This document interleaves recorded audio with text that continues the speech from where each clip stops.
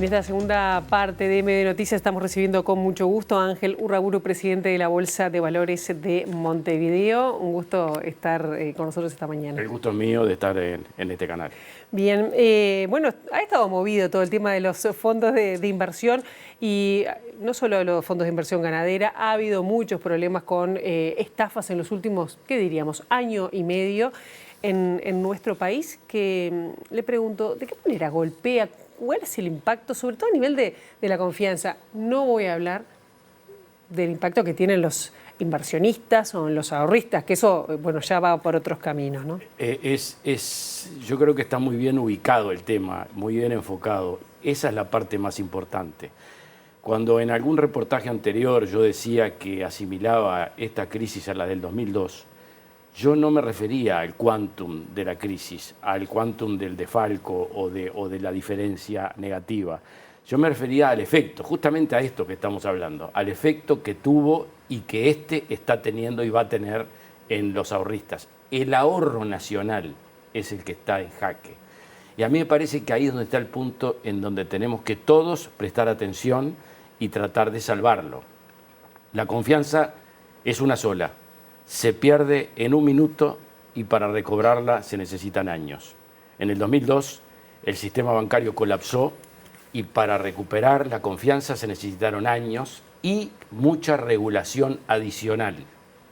En este caso yo reclamaba la regulación en este tipo de fondos, si es que le podemos llamar fondos, pero por lo menos conglomerados de ahorristas, en donde no hubo regulación. Yo digo que quizás no necesariamente por irresponsabilidad del Banco Central, no estoy diciendo eso, pero sí estoy diciendo que los contratos de las empresas estaban hechos de tal manera que eludían la jurisdicción en donde el Banco Central debía actuar. Ahí es donde está el tema. Pero la confianza es una sola, los efectos que está teniendo son muy importantes en los escritorios en los cuales no estamos involucrados en esta materia, porque estas inversiones no se hacían a través de la bolsa ni a través de ningún corredor de bolsa, se hacían al margen de la bolsa y del Banco Central. De cualquier manera, la confianza está herida. Hay mucha gente involucrada en esto, mucha. En el Uruguay, que haya 6.000 personas con dificultades de perder sus ahorros, es mucha gente en un país que además no tiene una tasa de ahorro muy importante, que digamos. Por lo tanto, el efecto es, en términos relativos, muy importante. Ajá. ¿Y de cuándo estamos hablando del ahorro en Uruguay? El ahorro en Uruguay no tengo la cifra, pero no es un país que se caracterice por grandes sumas de ahorro. Yo lo que puedo decir es que los bancos están llenos de dinero, pero tampoco son cifras que comparado con otros países sean tan demostrativas e importantes. Claro. El tema es que no hay cultura del ahorro y no hay cultura de la inversión de los ahorros, y ahí es donde está uno de los principales problemas. Bien, ¿de qué manera es posible restablecer la confianza? Porque hablamos también de trabajar un poco más quizás en mejorar la regulación, pero ¿por dónde iría? Porque hubo también casos inclusive de gente que estaba cotizando en la bolsa de valores. De corredores de bolsa. De corredor de bolsa, sí, hay que decirlo bien clarito, porque no tengo ningún problema. Que también hubo una estafa millonaria, ¿no? Sí. Es decir, no fue por falta de controles, ¿o sí? No fue por falta de controles, pero esa situación hubiera sido infinitamente peor si no hubieran estado los controles. Yo digo que de la crisis bancaria se salió con más regulación. Una regulación específica que surge en aquel momento, las normas de Basilea, muy conocidas. Después hubo Basilea II, se reforzó la regulación del sistema bancario y también se reforzaron los sistemas de regulación de los corredores de bolsa. Pero no se reforzó los controles en este otro tipo de actividades. A mí me parece que... Referido a los ganaderos. Exactamente. A mí me parece que en este tema se sale y se empieza a recobrar la confianza con más regulación, más allá de que no sea el antídoto absoluto para ninguna situación que pueda pasar. También los bancos en el 2002 estaban regulados, no es que no lo estuvieran, y pasó lo que pasó y tuvo efectos espantosos para el país y para el ahorro. O sea que más regulación, pero la regulación ya existe.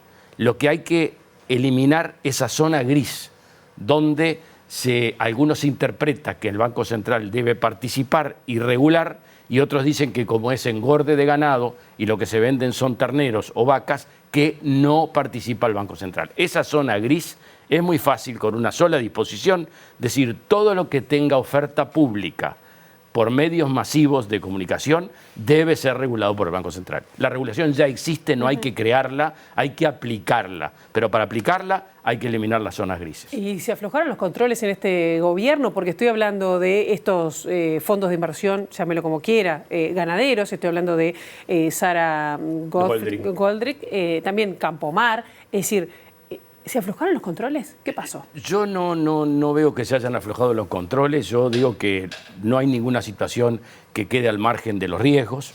Los riesgos existen en el mundo y existen también acá alrededor nuestro. Por ejemplo, el tema de Campomar en ningún momento pasa por el Banco Central ni debe pasar porque eran negocios absolutamente privados.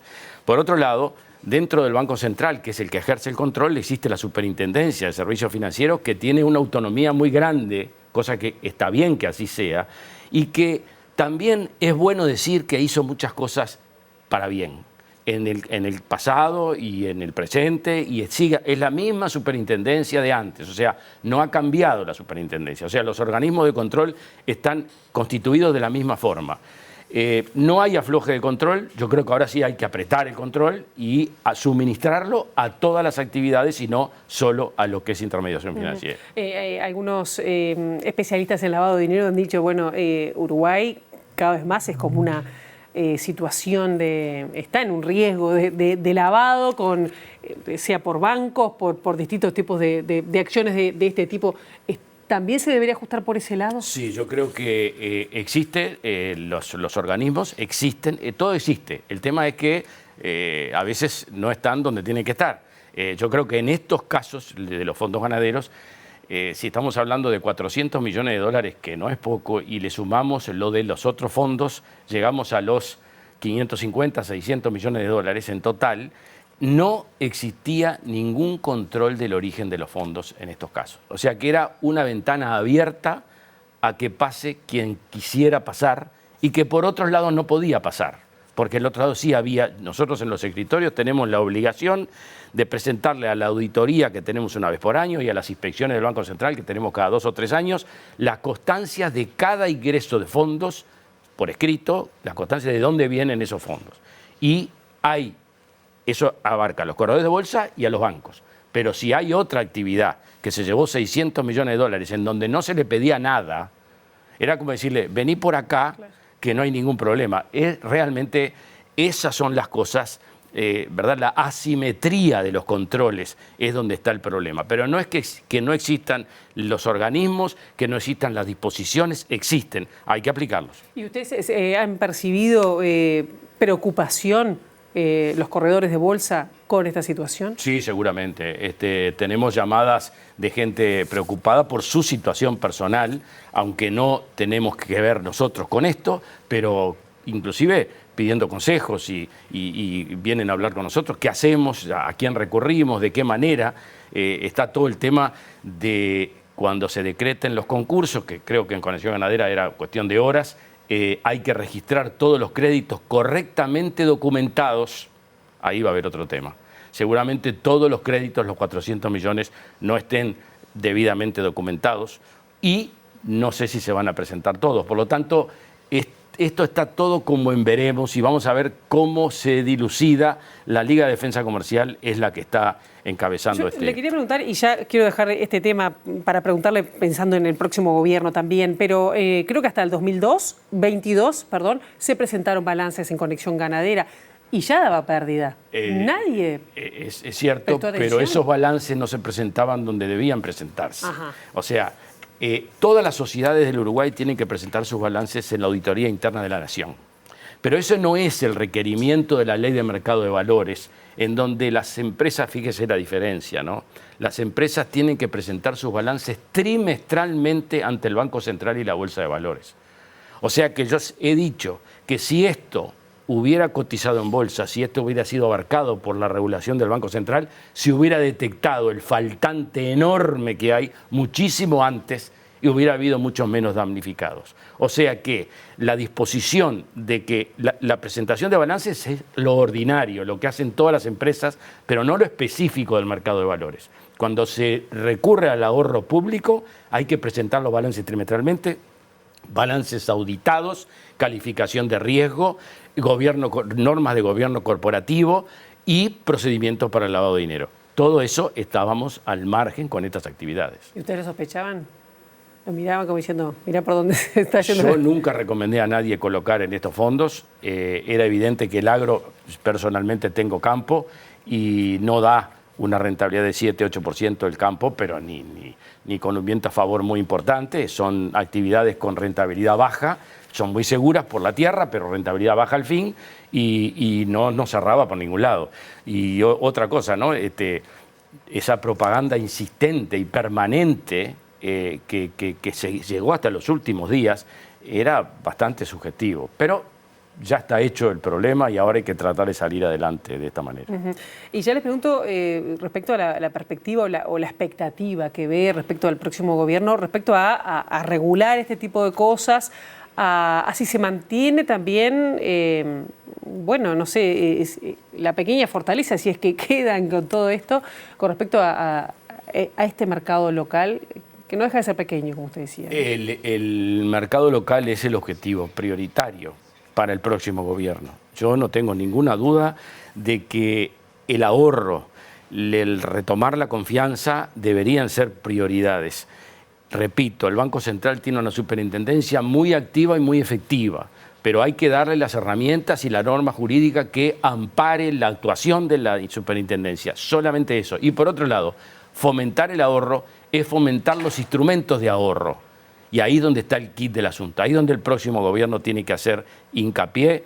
Ya lo hemos hablado con las autoridades que están asumiendo en la parte económica, el ministro sobre todo, el futuro ministro, y creo que ahí es donde está el tema.